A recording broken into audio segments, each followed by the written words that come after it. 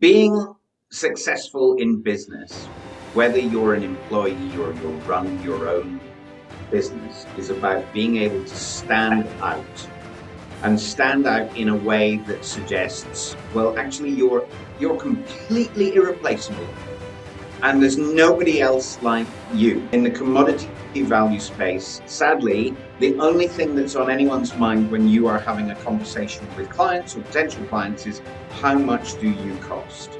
People have a perception in the value space that no one else is like you. If there's no such thing as competition, what is the one thing that people can't compare you on? Price, right? So that's why it's important to set yourself up as being the go-to, the one and only expert that people turn to for whatever problem it is that you solve. So hello everybody and welcome to the May 2021 case broadcast on the subject of are you the go-to person? And we have with us a guest today, and which we will introduce in a moment, but it's hello from me, Patrick Twitchett, and it's hello from him, Melvin Manning. Hope you're having a good time. Hope you're safe and well, everybody. Indeed. All three of you, absolutely. And it's hello from David Roylance. Hello, welcome, David. Hello. We'll allow you to introduce yourself in a moment. So this is the CASE broadcast, and CASE stands for Connecting and Supporting Entrepreneurs. We hope you spotted the acronym there. We run mastermind groups, monthly workshops, and this monthly broadcast, unedited, on video and audio, where we want to give you, the listener, some valuable input to help you on your journey. So, I'm going to do this, Melvin. Here we go. Listen out, listen up, and listen in. Is that getting better, is it? So fantastic. I love it. I love it. I can't wait. I can't wait for these recordings. Fantastic. For the podcast listeners, you just missed all the actions there, but hey ho. Moving on. We'll do a rerun, hey? So, it was a thing of beauty, Patrick, to watch. I mean, it took hours of choreography. It did. I'm sure you're aware. Back of his chair's worn out already. So, David, I'd like you to introduce yourself to our listeners, because I always feel a guest is better off introducing themselves, because, well, let's face it, I'll always mess it up. So if in sort of 20 or 30 seconds, please let the listeners know who you are and what you do. Lovely. Hello, I am David Roylance. I am an Amazon best-selling author of Confidence, How to Have It and Keep It. I'm an award-winning coach, named by the Women in Banking and Finance Group as one of the top 40 influencers for women in the banking space. And I run Speak to Shine, where typically my clients are senior women in the corporate space who are feeling somewhat overlooked for promotion. And I help them get connected to a powerful voice and presence that means that when they ask for more money, it's an absolute no-brainer to say yes. And usually they end up with an extra 100 to 150,000 pounds in their income stream that they weren't going to get without me. Excellent, very good, well done. And I'd have never done that presentation and introduction as good as you there, David. So well done. And I know I'm not actually a cowboy, Patrick. I know I'm wearing the hat to be with you today, but yes. I'm not actually a cowboy. I'm not actually the Virginian. For those of you who are old enough to remember who that is. Who was that? The Virginian. Don't tell me I'm the only one who remembers. I watched The Virginian. It was wonderful. It was the go-to Western when I was a child, right? Absolutely, absolutely. But me, I'm a Bonanza boy. Ah. And I thought you were Big Horse. more of a lone ranger myself, but Yeah. Very hey, good. Very hey good. ho, All good there you calls. go. So we would like to thank David for supporting Melvin and I by actually wearing a hat. He's our first guest to wear a hat. And I do want to point that out because for podcast listeners, they're thinking, what hats? But hey ho, the people that are watching on YouTube, this is a first. This is a premiere. So, David, I know the subject this month is, are you the go-to person? It is. So please lead us on into your topic, please. So, being successful in business, whether you're an employee or you run your own business, is about being able to stand out and stand out in a way that suggests, well, actually, you're completely irreplaceable, and there's nobody else like you. Now, in business, I understand that there are two different marketplaces that you can sit in: a commodity market space and a value market space. And in the commodity value space, sadly, the only thing that's on anyone's mind when you are having a conversation with clients or potential clients is, how much do you cost? And when you're in a value market space, that's never what the conversation is about, because people have a perception in the value space that no one else is like you. So the perception is there is no such thing as competition. And if there's no such thing as competition, what is the one thing that people can't compare you on? Price, right?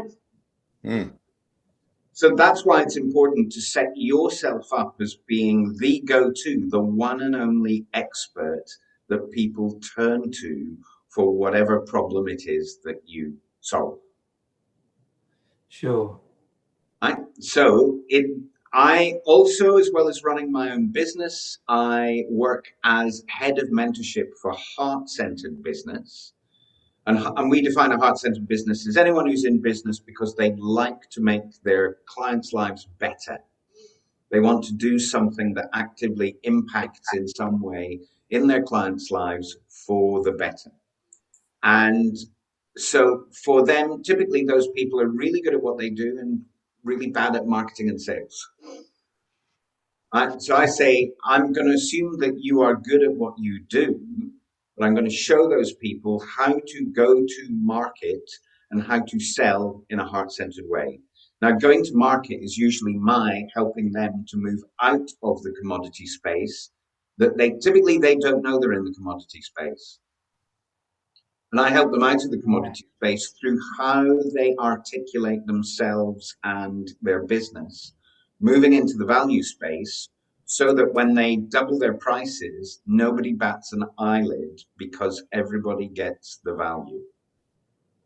Yeah, sure. And I think that's a key thing because they always say never go for the cheapest quote, because if you pay peanuts, you get cookies, and it can devalue you. And I remember when I worked in engineering, and you'd always be up against other tenders, but what I would call the switched on managers that I would speak to would always say to me, look, I want you to sharpen your pencil, but I've got cheaper quotes. I'm not about the price, I'm about the value. And I think it's the value. As long as people can perceive value, they don't mind parting with their money. Well, the value is always related to the result, isn't it? It's always related to what level of result are you going to get. That's right. But when you're starting out with someone, if I'm going to work with you today and I've never worked with you before, I've got to build that trust, haven't I? And have that that thought that you are going to give me what you're saying to me. Well, as I'm often saying to my clients, it's all about knowing, liking, and trusting. And knowing and liking are the easy bits, and the trust is where you have to build some serious rapport. And so to do that, you have to be seen and be in a different conversation to look, you're more expensive than the other guy. So from your point of view, as let's say, putting your coaching hat on, as opposed to the coach driver's hat, Yeah.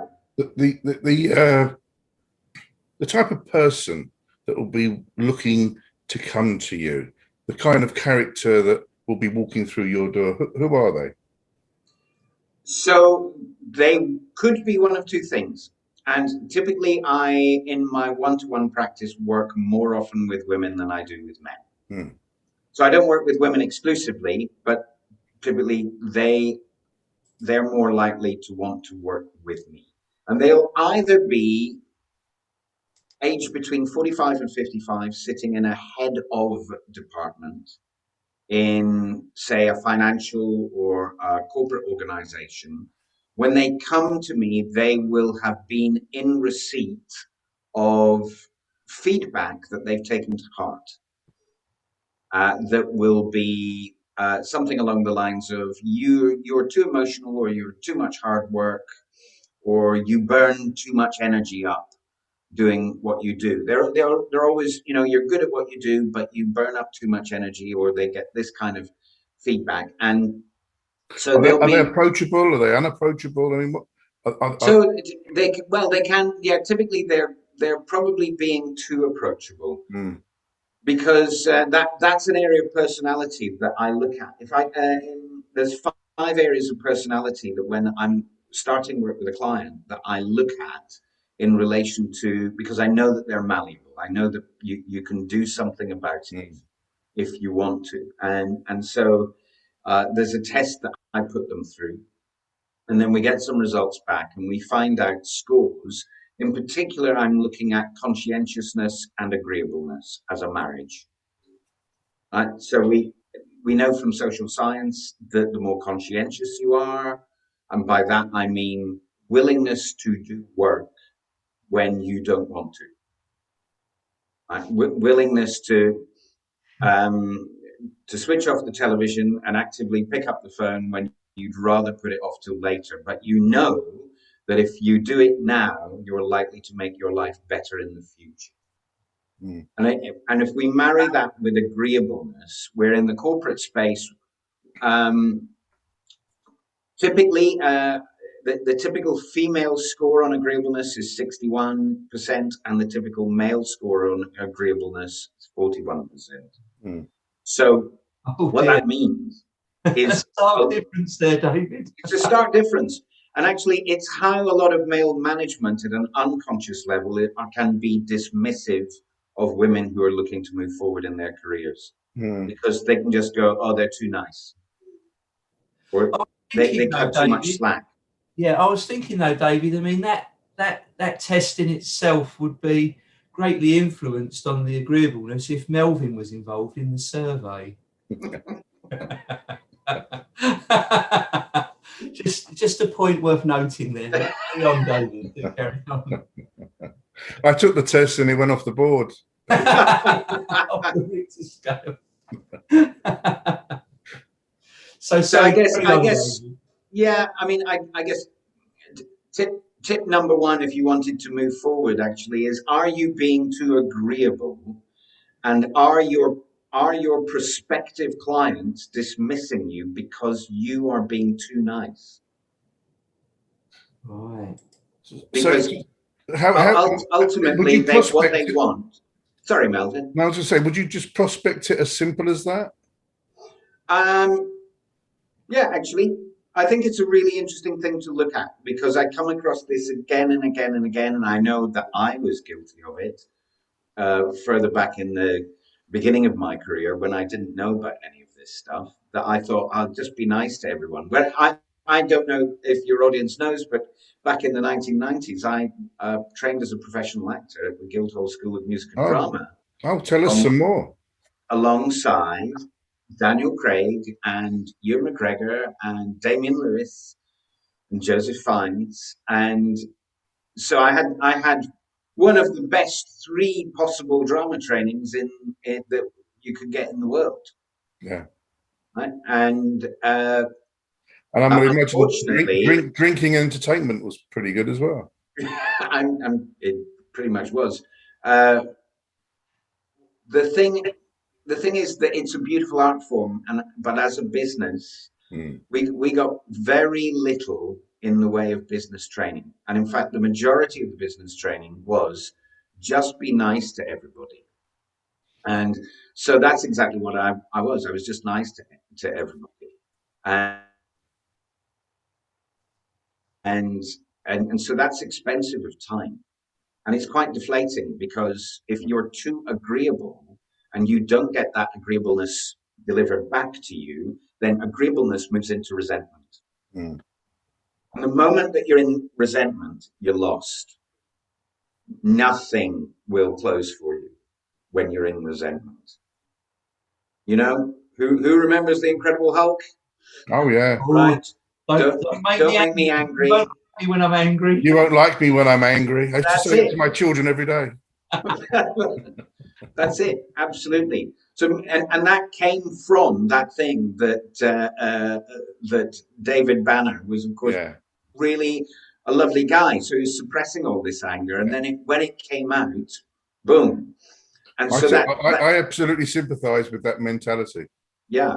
Because it can get to you more often than not. Yes. And the thing is, how do you control that? How do you deal with it? And obviously, if you're that wonderful, nice person, and you're that individual that will always do, oh yeah, don't worry, I'll do that, you're never going to get any work done, because you're never going to do your own job. Yeah. So how do you train that, David? So we begin from a physical space. So we work on the physical self first, rather than the mental self. So if we think we are, as human beings, we're always thinking, we're always feeling, and we're always doing. Right? Yeah. And so people typically think, oh, I think, that's the beginning of the journey, therefore I feel, and therefore I do. Right? Which is great if you are in your comfort zone, but not when you're out of your comfort zone. Right? When you've got perhaps something that's going on in your brain that makes you feel in a way that's going to clog you up rather than release you. So we begin by working on the physical self and getting people into a state of presence where they've got full access to all of their brain power, because the brain is entirely oxygenated, so that they can then think about something differently, have a different emotional experience, and therefore do something previously they would have found tough to do with ease, and then get a different result from it. If you start from that physical space and get people into a state of balance, right? So tip number one, there are 3 different states that people can occupy when they're communicating with others. And so the first state is the introvert state, the state that we have when we want to talk to ourselves and nobody else. Either of you gentlemen talk to yourself when you're on your own, or is it just me? I don't stop. I love my own company. All the time. All the time, right. So I think I'm talking to Patrick, but he's never there. It only disturbs me when I start arguing back. That's what worries me. Isn't that well? Exactly. So I keep telling him to put that picture of me away. So that introvert state, we're a little bit back, and probably here. Yeah. So and listen to what's happening to my voice as I occupy that. What's changing about what? Yeah, you become insular. Yeah. Yeah, because I'm the only one who needs to hear this conversation when I'm in that introvert state. Yeah. The other one is the convincing state. Like, this is where we come too far forward and no, really, you need my service. Really, yeah. I know that you do believe me, because I've changed thousands of lives with my service. Please, we have to work together. That convincing state, and I'm a great believer in when you're convincing, you're not selling. Yeah.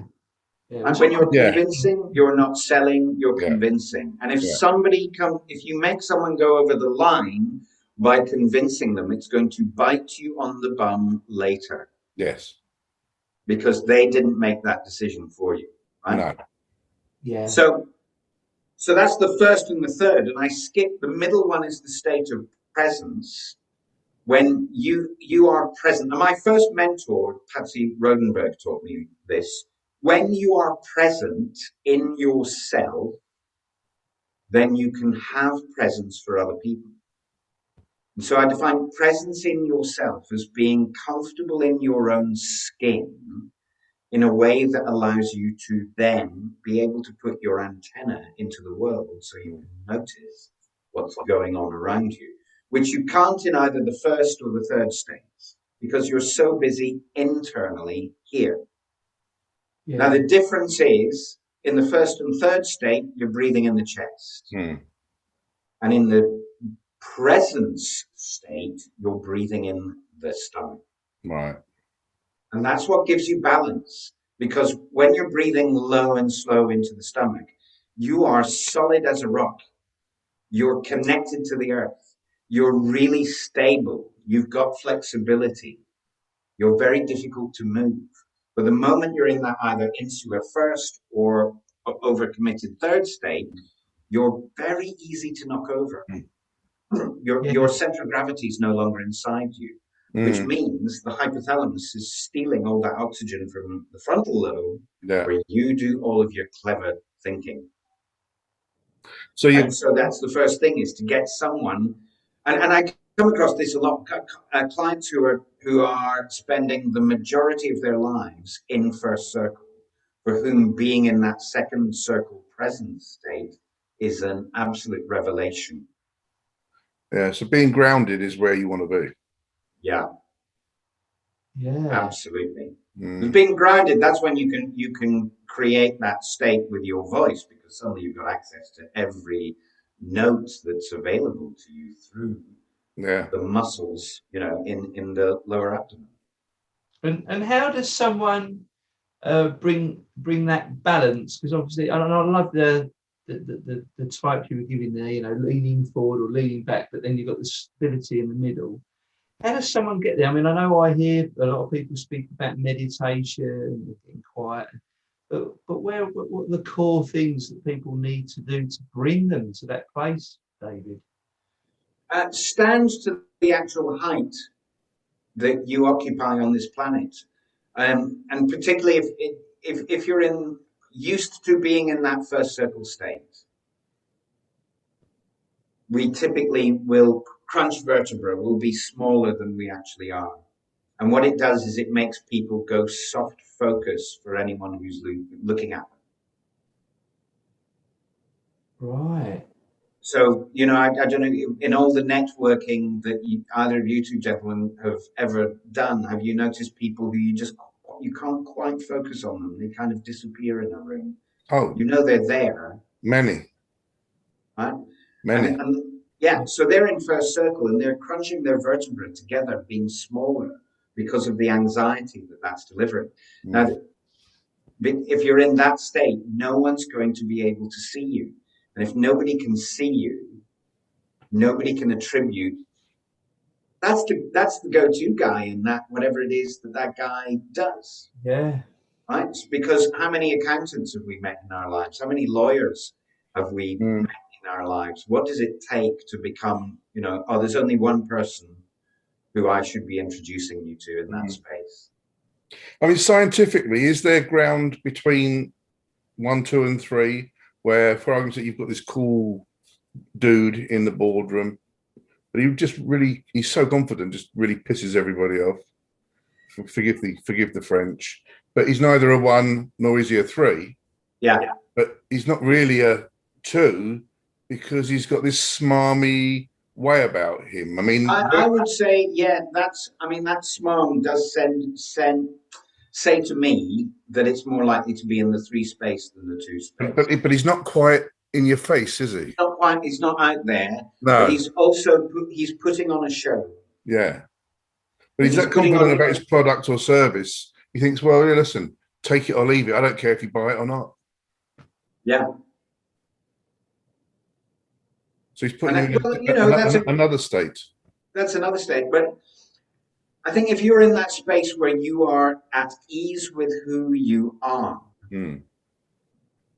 and at ease with where you are, then you can resonate who you are. Yes. You can turn up the volume on the bits of you that are useful for wherever you are right now. Mm. So on So the that basis people that, can see you.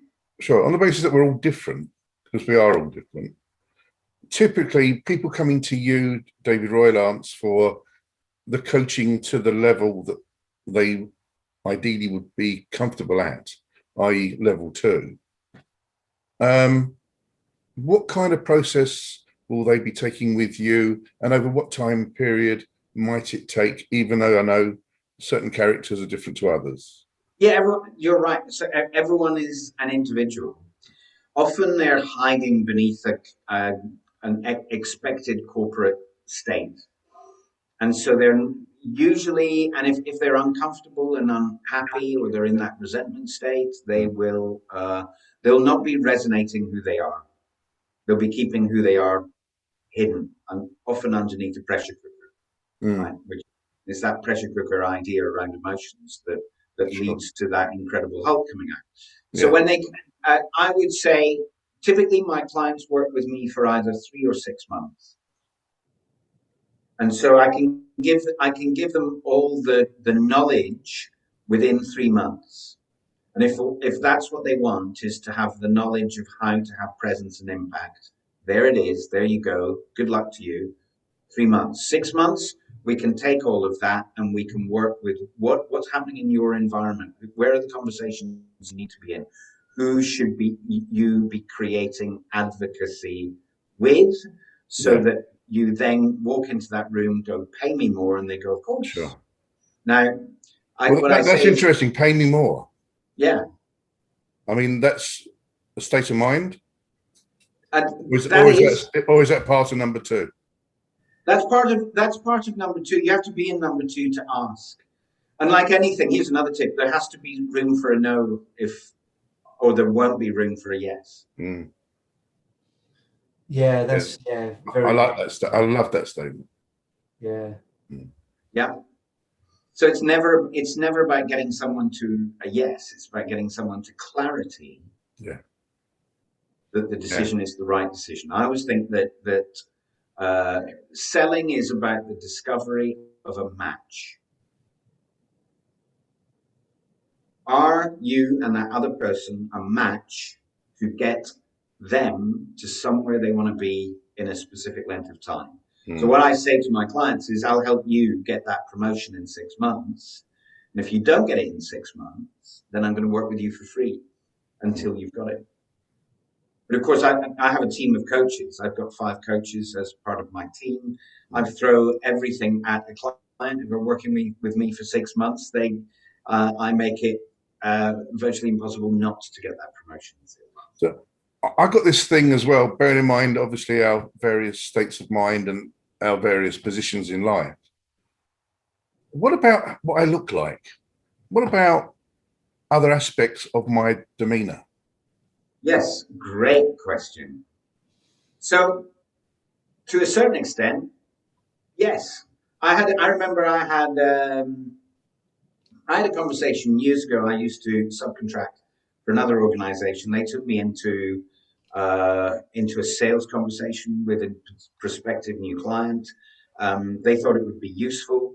I was there for about an hour with my business partner, and the meeting was not going well at all. And I had to leave in order, pick up one of my children from school.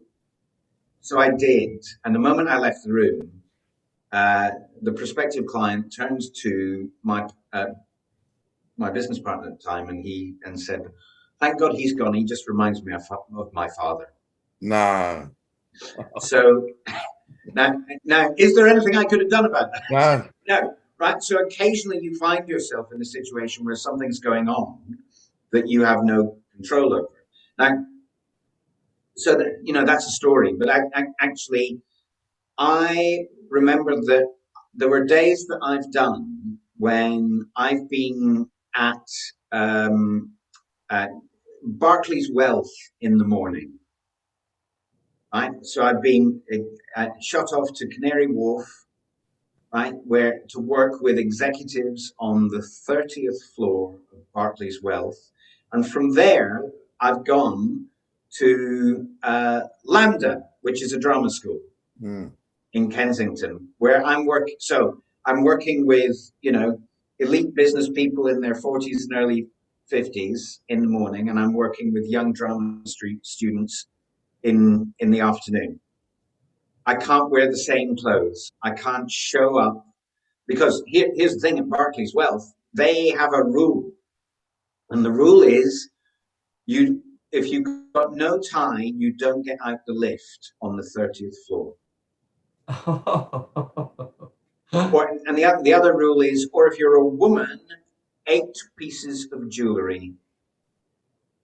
7 is fine, 8 is not. Wow. So they must have actually had a meeting about that.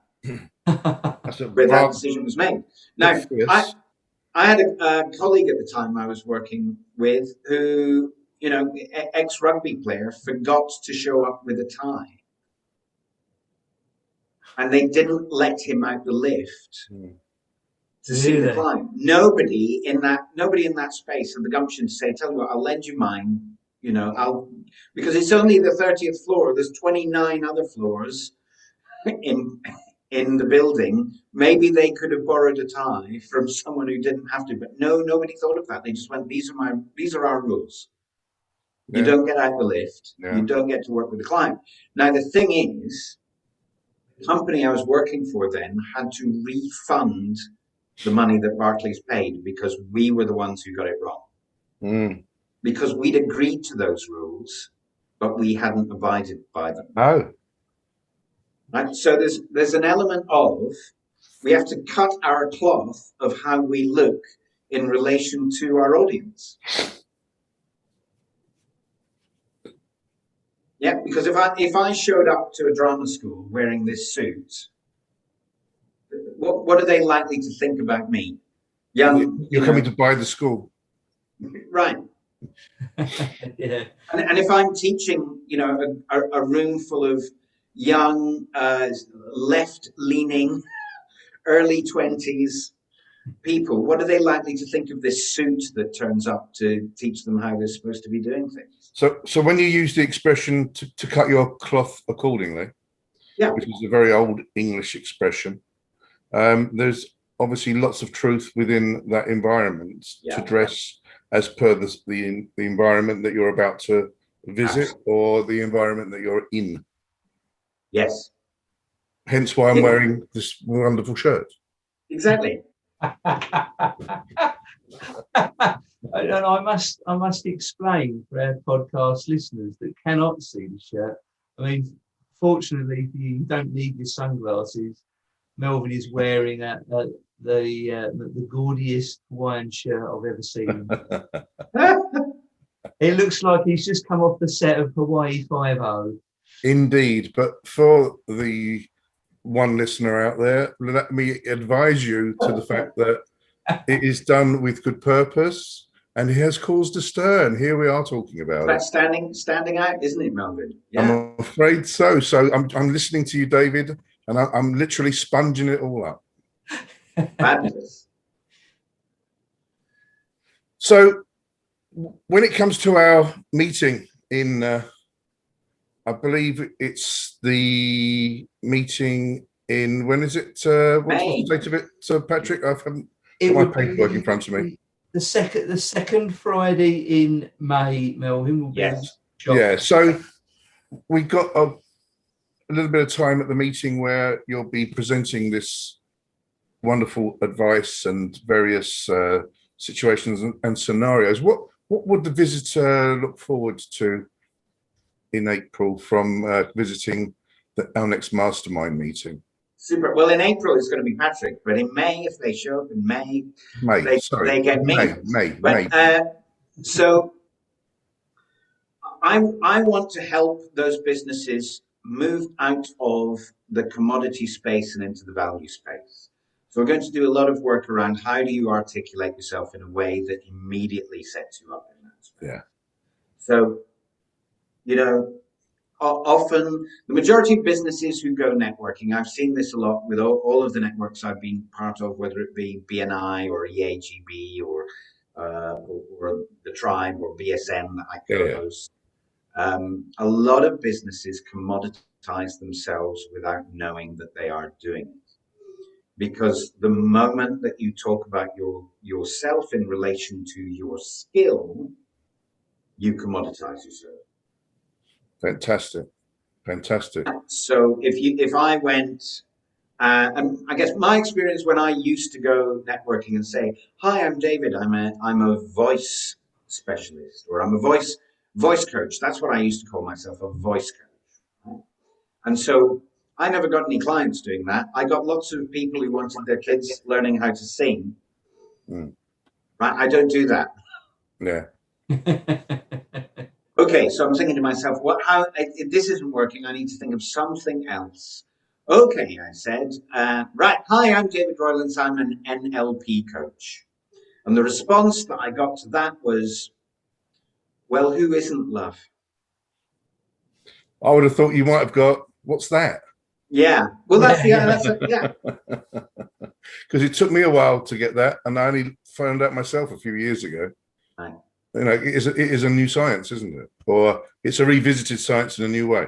Yeah, it's you know, in many ways, it's common sense dressed up in scientific language. It's the study of what works on the basis of, if you find out what works, why wouldn't you do what works? Yeah. Right? So Please explain the acronym for our listeners, because they might think it's the nomadic learning principle, David. So please explain the acronym to those that aren't aware. it is neuro-linguistic programming. Lovely. Neuro, the brain, linguistic, the words that we either speak or think, and programming, how we do this in repetitive ways that create the world around us for us. So we create our reality through how we respond. Mm. We can't control our circumstances, but we can control how we respond to our circumstances. Yeah. Yes, indeed. So being an NLP coach didn't work at the networking event then? It didn't. No, because I commoditized myself.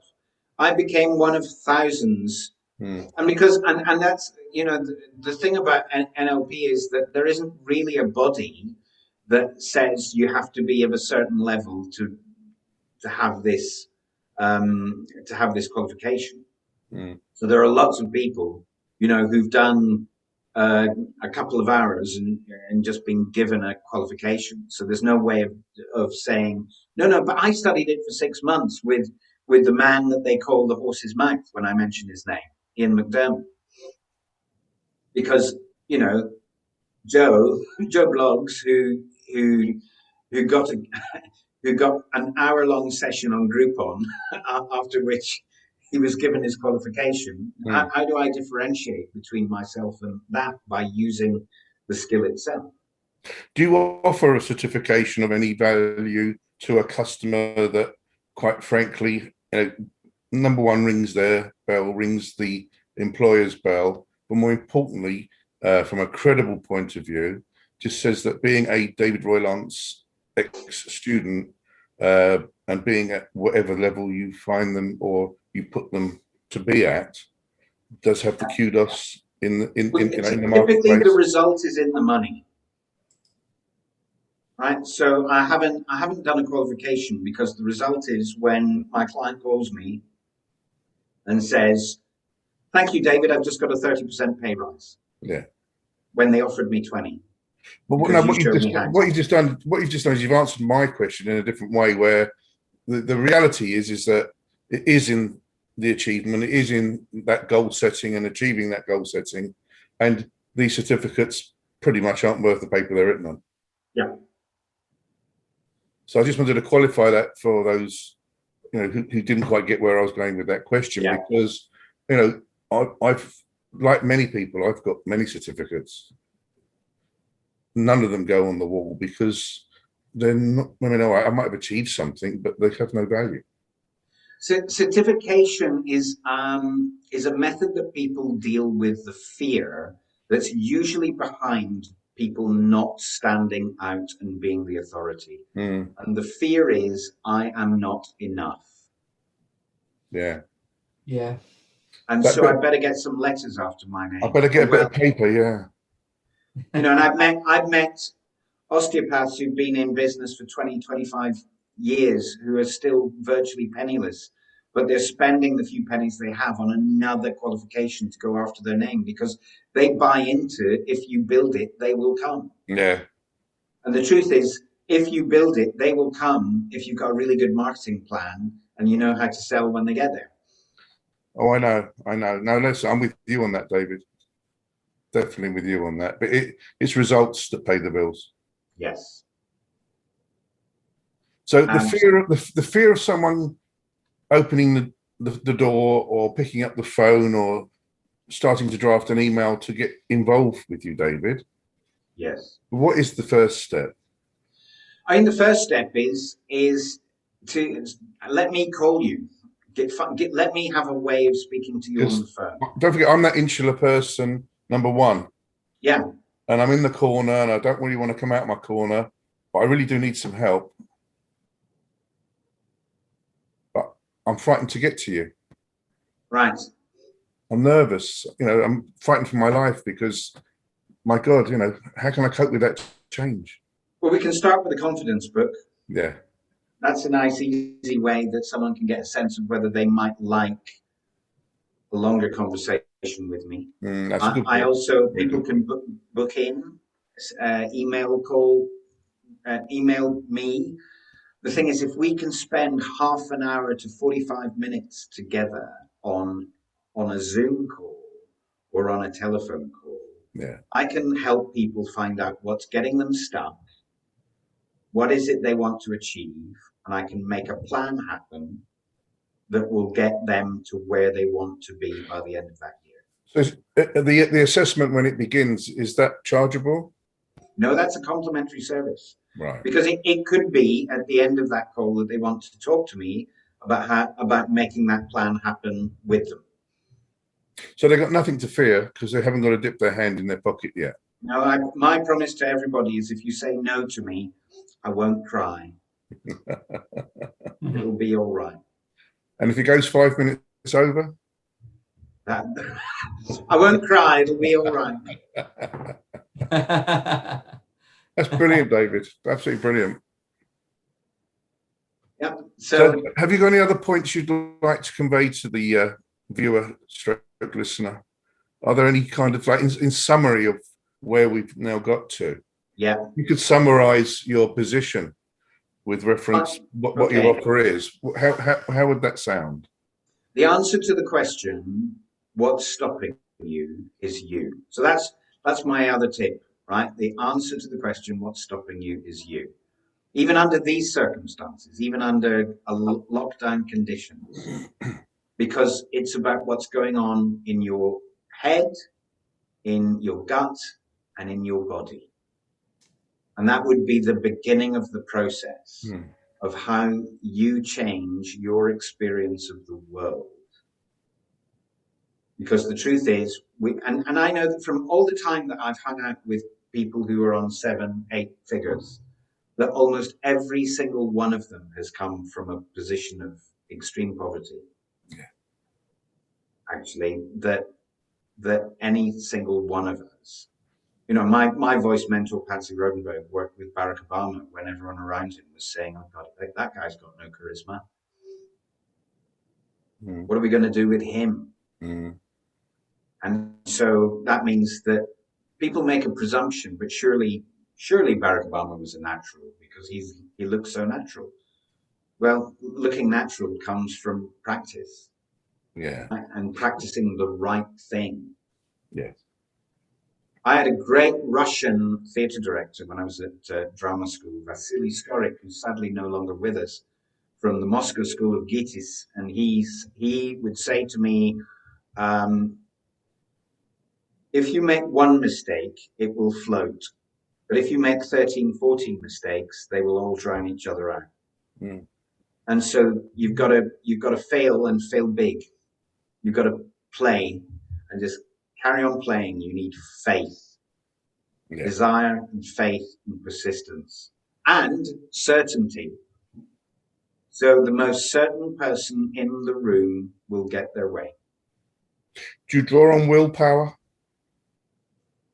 Constantly, because gosh, there's a lot, isn't there, in this world right now that if we let it into our purview could be demotivating. So could it be that you knock me down and I get back up again is quite a powerful tool? Yes, absolutely. So I love people like David Goggins, you know, who did what's David Goggins' story? He's been in Delta Force, and you know his book, You Can't Hurt Me. Oh yeah, which is an incredible read. You know, he went from being a child in a single parent family, father that was abusive. He was huge, and he wanted to become a Marine. And they said, look, it's not going to happen because you're massively overweight and you're black.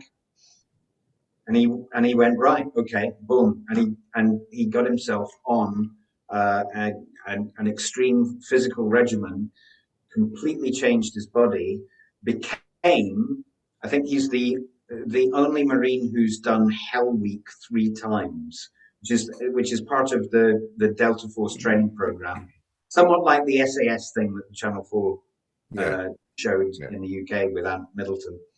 Yeah. And his story's incredible. I think willpower, you've got to be reading, and you've got to be reading stuff that's going to be useful and helpful to you. Yeah. So I've got Think and Grow Rich by my bed constantly. Ah, yes. I remember Tony Robbins saying to me when I did a seminar with Tony Robbins, and I remember he said from the stage, we weren't one-to-one sadly, but he said that his mentor said to him, have you read Think and Grow Rich? And he said, yes, I have. And then his mentor said, how many times? And Tony Robbins said, once. And his mentor said, it shows.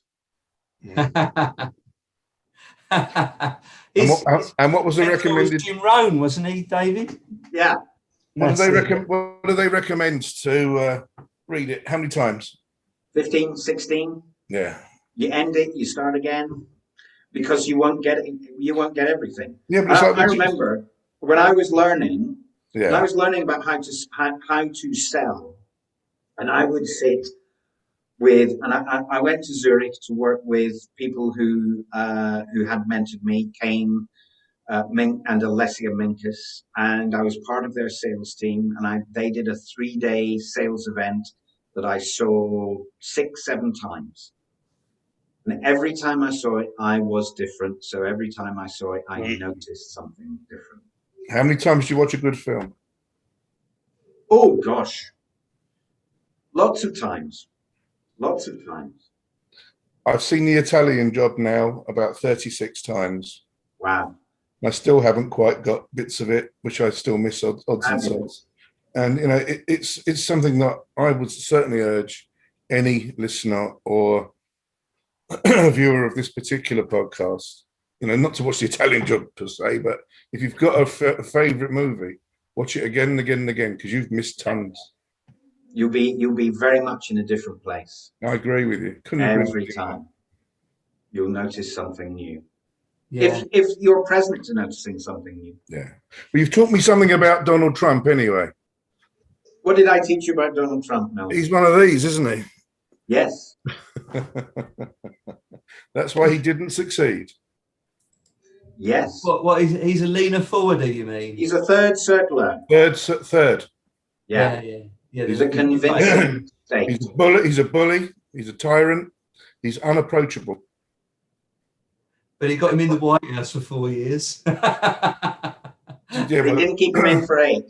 No, very true. Well, didn't they make a big mistake? Oh, I'm just waving to my children who are leaving, going to school, right? So Well, I'll wave. Give her a case wave. they're off, and they're No, off. but I think that's a fairly good, not a great example, but a good example of the failure of it. Yes. Where you think you've made a good decision, you think you've got the answer to all your prayers, and you've actually created the beginning of a time bomb, which 4 years later would explode. Well, Yes. exactly. If you're faking something in order to get it, Yeah. which this country's political leaders have done exactly the same thing. They have indeed. They have indeed. But it's going to bite you on the bum because you can't keep who you are out of the equation. So what I say to my clients is, I'm going to help you be more you. I'm going to turn the volume up on you. Yeah. On the right bits of you for what people need to see, hear, and experience, so that you can get what you want by working on what they need and you giving them that. Sure. Zig Ziglar, you can have anything you want as long as you help enough other people have what they want first. Yes. Yeah. No, 100%. So is there a belief in the giving at that point, i.e., the more you give, the likelihood of receiving is going to be greater? Yeah. If what you're giving is relevant and also given a gift born of generosity. So not a gift that's about receiving. Yeah, it's genuine, isn't it?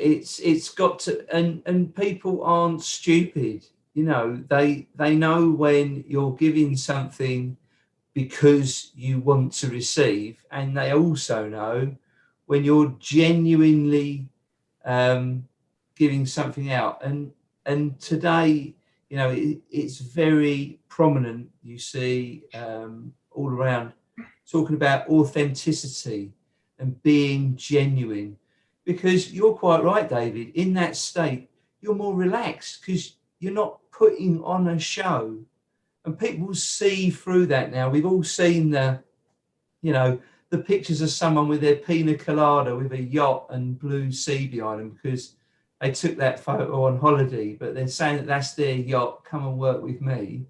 And everyone sees all that fake now and just laughs it down.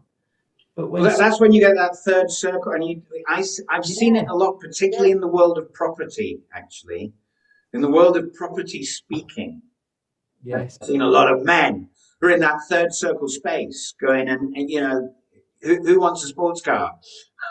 Yeah. I've got 5. It's their bonnet of their sports car. Yeah. And they're selling from a convincing space. That's right. They are.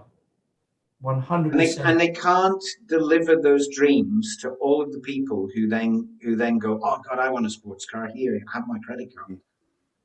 Because they're not telling the truth about the experience that they're actually having. Yes, but they're looking to attract a select type of mentality. Yeah. And once they've got that person or individual hooked, it's their downfall at that point, and they don't realize it. Yeah. And that's why a lot of men in that environment lose their voice. Yeah.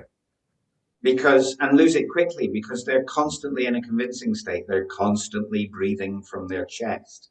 And as a voice specialist, I can tell you that when you breathe constantly from the chest, you're actively bruising your vocal cords. And you're forever lifting your shoulders as well. Yeah. It's not putting over the best of impressions, is it? No. 93% of first impression is down to vocal tonality and all the non-verbal behaviors, like body language, eye contact, sure, how you're dressed, how you stand, how you sit, how you're breathing. What are all these signals? All of this, all of first impression is done from an unconscious perspective. It's almost entirely nothing about the content of what you're saying. Because people make decisions like that. 23 seconds according to Professor Alan Pease, who wrote the body language book that he helpfully called The Body Language Book. And in that book, he says it takes 23 seconds to form an opinion that is then difficult to shift. Mm. Right? We have a switch in the brain, 23 seconds at the very latest. One side says worth my time and the other says not worth my time. And who's been in, of you two gentlemen, who's been in the audience of an event that's being led by a really dull speaker speaking on a monitor? Oh yeah. Oh yeah. How Several long times. before your own brain wants to tune you out?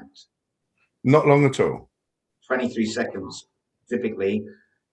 Because and again, authenticity is often in the dance of the tones of the voice. That's how the unconscious mind reckons that someone's telling the truth. Mm. The voice is moving naturally. Yeah. And when the voice isn't moving naturally and it's all on a monitor, the hypothalamus is sitting at the back of your brain going, I can't get whether this guy means any of this, so you should not be listening. Yeah, for me, it's all in the eyes. The eyes are a big giveaway. Yep. Yeah. Kind of glassy, as if they're not really there. Misted. Oh yeah. Because they're not in second circle. Yeah. Mainly they're in first. Yeah, you can see by the passion, by the emotion. There's all sorts of indicators, isn't there? I once watched this guy at a property seminar came on stage having been given by the MC, who was very good at his job, a fabulous intro. And then this guy came, and I'm about to introduce to the stage the world's #1 mentor in the world of property, and then this guy came on stage and spoke to his laptop for 90 minutes. Mm. Oh. And a minute and a half later, I could hear this woman. I was in the front row, because I was sitting there with a client. My client had brought me there because she's like, this guy needs your help. And so he got on stage, immediately started talking, actually looking at his laptop that was on stage and delivering a presentation to his laptop. I could hear this woman right behind me in the second row gasping for breath within a minute and a half. And the reason she was gasping for breath was because he was on stage, and audiences typically will follow the breathing pattern of the person who is most dominant in a room. Mm. So, and this happens in meetings up and down across the world. Right? We sit in meetings and we follow the breath pattern of the person who the unconscious mind believes is in charge, which is not necessarily the same person who the conscious mind believes is in charge. Mm. Yeah, I mean, even listening on a podcast, actually, because I listen to quite a few different people on podcasts. Some are very, calm, forthright, but they're getting their point across at pace. And then other people on podcasts are like this, constantly, all the time. And it's like, oh, whoa, slow down.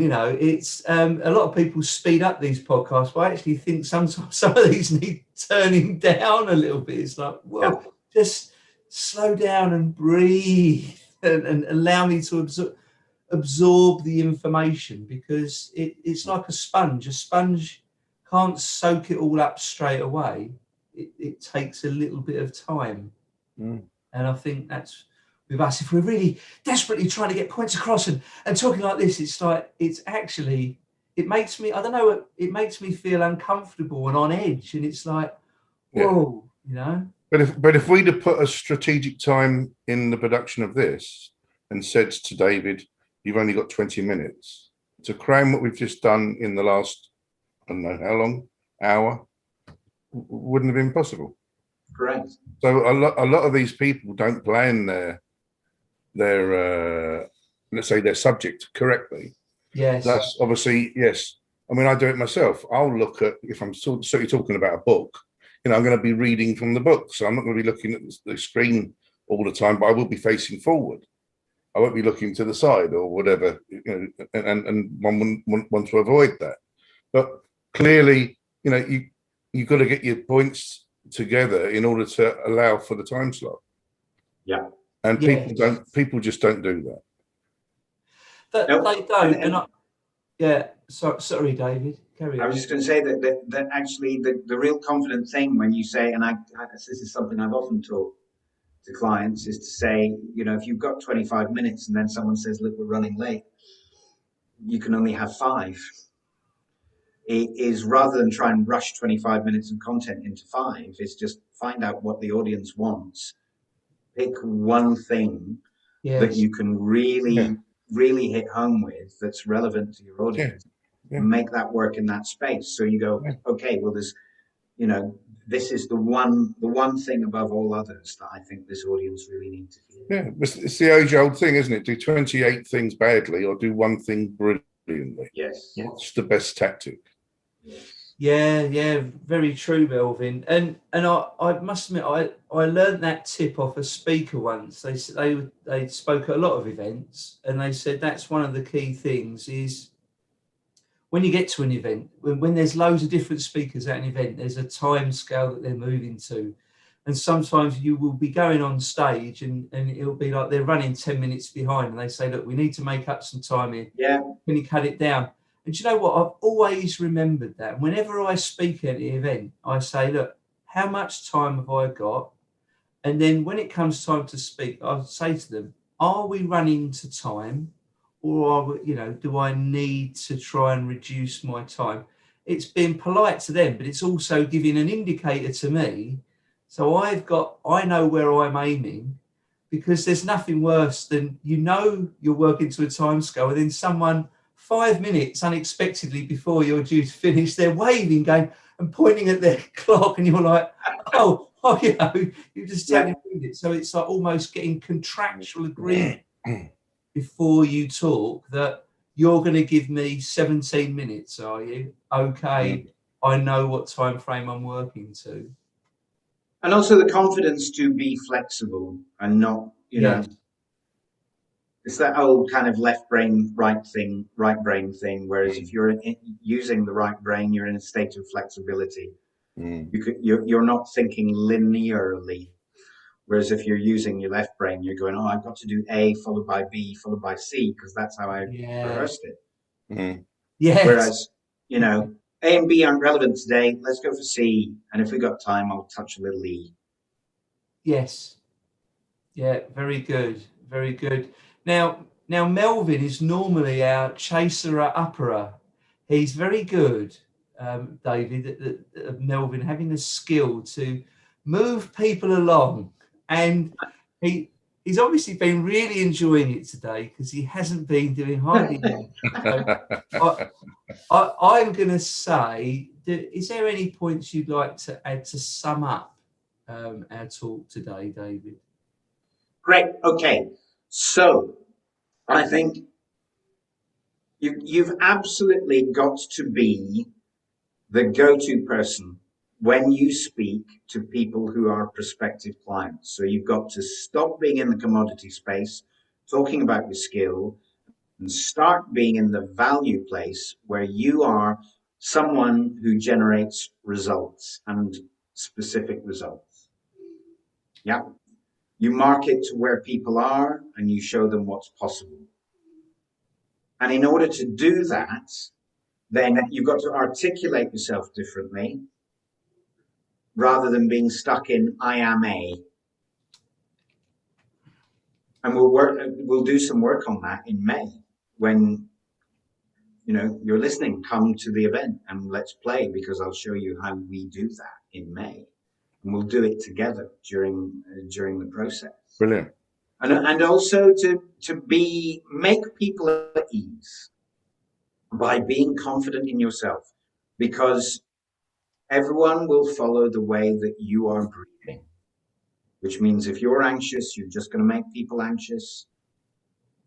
Means that if you're overconfident and convincing, that energy will push people away, or people, if they do buy into it, that'll bite you in the bum.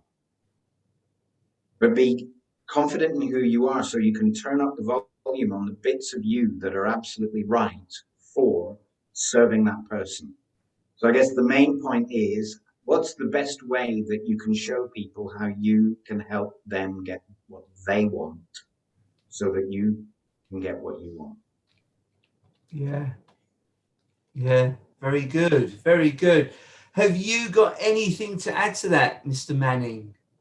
No, but what I I could never add to that. But what I would like to say is that the May event is going to be spectacular by the look of it, and you better come along with your horse and wear your hat. Come and join us for You this betcha. incredible, let's say, 1.5 hours of legend, David Roylance. Very, Thank you. very well promoted there. And Friday, the 14th of May. That's the second Friday. Yes. Starting networking at 9:45. Oh, yes. Very, very well put in there, Melvin. And So your network is your net worth. So be there to network. Absolutely. All these phrases and things. I'm going to have to play this back and listen to it at least another 20 times. Oh, well, but not as often as the Italian job. Sorry, David? Not as often as the Italian job. No, you can never get enough of movies like that. They are the diamonds of production. Indeed. As long as you only blow the doors off. Exactly. No, you're only supposed to blow the bloody doors off. But Michael Caine never said. Not a lot of people know that. He never ever said. No, that's true. And we have to be thankful that Fiat said no. Yes. Yes, we do. Right. So, David, we like our listeners to give us feedback and comments about our podcast. So we have a word that's all tied in to what has been spoken about that month. So do give us a word or phrase that they can implement into their comments so they can win a prize. Win a prize, huh? Yes. When points mean prizes. Okay. So the word is faith. Faith. Faith. Faith in yourself. You've got to have faith, to quote George Michael. You've got to have faith in yourself. Otherwise, the three fears, which are the fear of poverty and the fear of illness and the fear of loss, will come to you if you don't have faith. And if you don't have faith, you won't be able to withstand the three fears. Oh, yeah. Oh, there's some good words of wisdom coming out. Can I give you another one? Because I would love your view on this. Sorry to add to the woes of this broadcast, but what about the fear of failure? Yeah, and I think the fear of failure is linked to the fear of poverty and the fear of loss. Yeah. As a business person, failure is a huge, huge no-no. And yet the most successful have failed lots. Well, most successful people have at least had a liquidation on one or two occasions. I understand that too. Yeah. So to those joining us today, just a quick breakaway from our discussion there, just to let you know that if you wanted to know more or be a part of the Case Mastermind community, all you need to do is follow the links in the notes below to our website to find out more. And I'll see you there, in case you didn't already know. Now let's go back to the discussion. Patrick, are we going to go on to that point where we talk about another word? Indeed. Any watcher or listener of our broadcast. Any regular? Do we have any regulars? Oh, we do have regulars. We've doubled our audience, as I said, because Renee and Renata are now listening to Runcorn. So, yeah, we've doubled our listener base. Good old Runcorn. We love you, Runcorn. Championing the way. So, yes, so we have our word of the month. They seem to be getting a little bit more pointed in the direction of the other person as time has gone on. No, they don't. Well, you started it. You drew first blood, as Sylvester I did. Stallone would say. So, you know, when it all gets bloody and gory, you know, you drew first blood. So it all points back to you, Melvin. So, so my word last month was unequivocal, which I know you scoffed at, Melvin, that it was such a poor, small, insignificant word. Yeah. But for me, that was, you know, it's, you know, looking at that, I think that's just made it into my Scrabble 9 letters. So I think, you know, that's way beyond my normal capability. So unequivocal, Melvin, and I don't know if you know anyone like this. So do think long and hard on this, Melvin, as I describe this, and see if you know anyone that this might pertain to. Well, unequivocal. I don't. Yeah. I can't even say the word. How would I know who would be? Well, I'm going to explain. If you know, if you let me get a word in, I'll explain. So unequivocal means blunt, direct, and lacking diplomacy. Oh, I like that. I like the sound of that person. I'm sure you do. I'm sure most of your best friends are unequivocal, Melvin. Let me phone up Donald. But I don't know if David would agree that sometimes if someone is a little too sharp, you actually need to round off and smooth off the edges, don't you, David?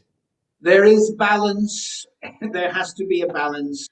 You know, and that's the thing that kind of, that's why agreeableness, if you're kind of 61% for the women I work with, or sometimes even above, that's really detrimental because you don't look after yourself. But if you're down at the 40, if you're below 40, that's when you end up in jail, right? That's when the men who've got really low agreeableness, they're the ones who are lining up the jails. But somewhere in the middle, there's a balance where you can be direct, but you can also be empathetic. And you know, if what my clients pay me for is to tell them the truth, whether they like it or not. My job is to love them enough to tell them exactly what they need to hear, whether they like it or not. And if I didn't do that, they would not pay me. But the other side of the coin is I have to be a human being who recognizes that human beings have experiences, not all of which are exactly what we want them to. So there's a balance. Indeed, and I'm sure you don't tell them unequivocally. You tell it in a diplomatic fashion, don't you? Yeah. So it can be received well. But David will agree on occasion. Theatre, dependent on circumstances, you know, does have effect. Well, I say to people, just be a human being in a room with other human beings. Don't, you know, we can play with all of these techniques, but ultimately you are human beings in a room with human beings. So I think we all need to start with the definition of what is a human being. Yeah. And Melvin's definition might be very different from mine. So after we've smoothed all those edges off, Melvin, it leaves you to leave us with a word from your list of many. My vast knowledge of the English language. Yeah. Well, I want to pick a very, very safe word this particular month, which could be reflective on certain other people's character. Perhaps, I don't know. But I quite like the word rampallion. Rampallion. Okay, well, I'm sure our listeners, both Renee and Renata, are are googling that right now. Yeah. Up in Runcorn, the broadband width has been drastically reduced as they're googling that at this very moment. And I'm sure you will reveal all in I will, and certainly will tell everybody what the word means as well at our next event. Indeed, and I'm sure it will be directed at certain individuals, I'm sure. Well, no, it's actually quite a friendly one this time. Oh goodness me. Oh, it sounds like your edges are being smoothed off, Melvin. Well, I'm trying to look at this number 2. This is where my focus will be. Is David bringing you into balance? I mean, might ruin the entertainment factor. There, Melvin. Well, we can always go back to Star Wars and refer to the dark side. Indeed, we can. Indeed, we can. So I think we should sum up there and finish. Indeed, Melvin. So as our listeners have heard today, there is a workshop with David in May, Friday the 14th of May 2021, and you'll see things on our website, which is casemastermind.co.uk, and that'll lead you to all our broadcast links, whether it be video or audio. It'll all come out of there. And just to quickly finish there, David, if our listeners want to get in touch with the great man that is the go-to man of his industry, David Roylance, what is the best way for them to contact you, David? It's either through my website, davidroylance.com, or it's through LinkedIn, in which case ping me a request and we can have a chat, and if we both feel it's appropriate, we'll move on to a call. And not to forget that if the listeners or viewers would love to contact you through Case Mastermind, we'll always gladly pass on any question or inquiry, or put you directly in touch with David for the responses that you desire. I tell you what, if within between now and the 14th of May, if anyone contacts me using the hashtag faith, I'll post them a free physical copy of my conference. Wow. Ooh. Oh. The book is called Confidence: How to Have It and Keep It. Oh, there you go. So, You haven't got a copy, Patrick. What's going on? Well, I'm just, hang on. I'm just tapping in a quick message to David on LinkedIn. You've got to use the word faith first. I'm getting in before Renee and Renata tap it in. So, so all good. So excellent. So I think that leaves us all but to say it's goodbye from me. And it's goodbye from him. And from me, good night. Well done, guys. Thank you very much. That's it. We're done. So, folks, thank you for joining us on our broadcast. This has been brought to you by Case Mastermind, a brainstorming mastermind group that you, the listener, can be a part of. Just follow the links in the notes attached to our website and Eventbrite pages to see what events you can join us at. If you enjoy our content, please share and review. One of the talented people who leave us a great review with that month's watchword that's given out on our monthly broadcast will be selected for a prize. If you would like to hear more, please hit the subscribe button so you can hear more from the Case Mastermind team. So remember, folks, listen out, listen up, and listen in. See you soon.